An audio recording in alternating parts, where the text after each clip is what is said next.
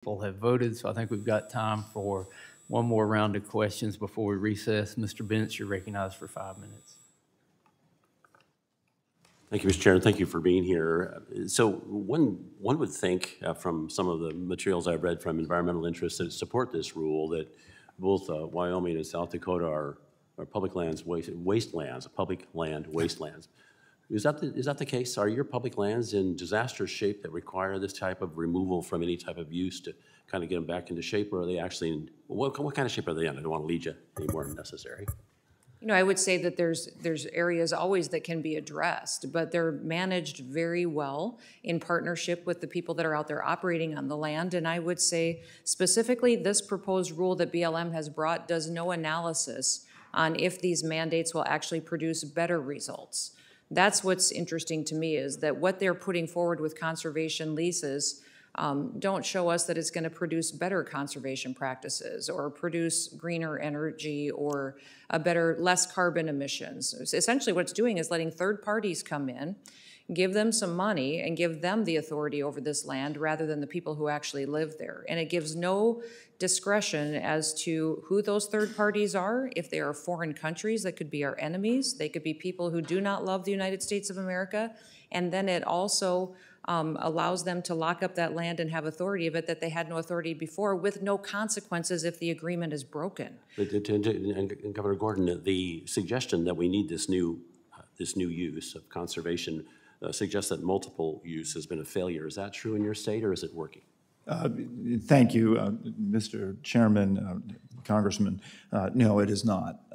You know, as the good governor from South Dakota knows, we have worked very collaboratively together to do the best we can with a mosaic of landscape in the Black Hills. Here's one of the problems when it comes to climate change. Dead and dying trees off gas because they oxidize. Either they oxidize over decades or they oxidize in a few seconds, as we've seen in the West. You know, the ability to work together on the ground to affect conservation practices. That is the benefit of having local communities and state control. Your comment about does multiple use fly in the face of that? Absolutely not. As I mentioned before, these ranches would not be sustainable. These businesses would not be sustainable if they overuse the resource.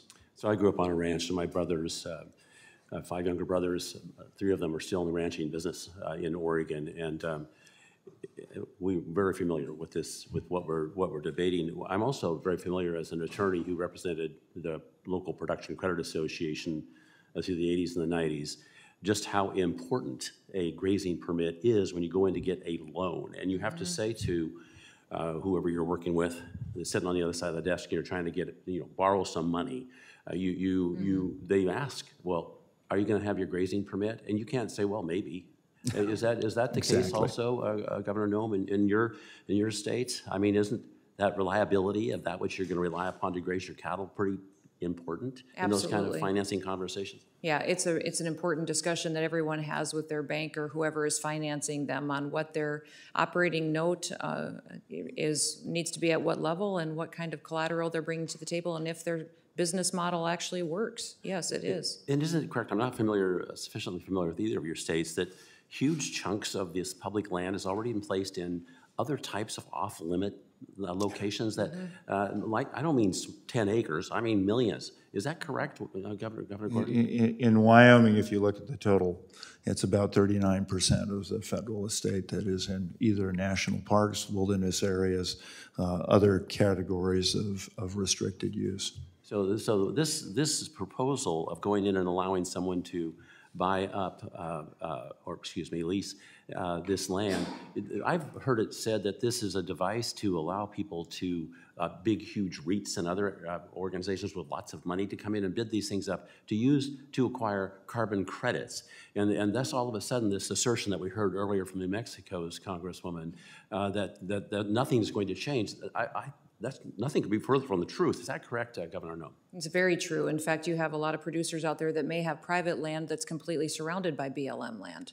What happens if they declare that an intact landscape that is now locked up and no access given, and they can't even access their own private property. That's a reality that we see out there on the ground that has the potential if this rule goes forward. Right. Well, thank you both so much for being here. It's an incredibly important issue, and I really appreciate your presence today and your testimony. And Mr. Chairman, if I might, I want to point out that back in 2008, grazing management that we did sequestered 2,526 metric tons of CO2. We were recognized on the Chicago Climate Exchange. So management makes a difference. Mm-hmm.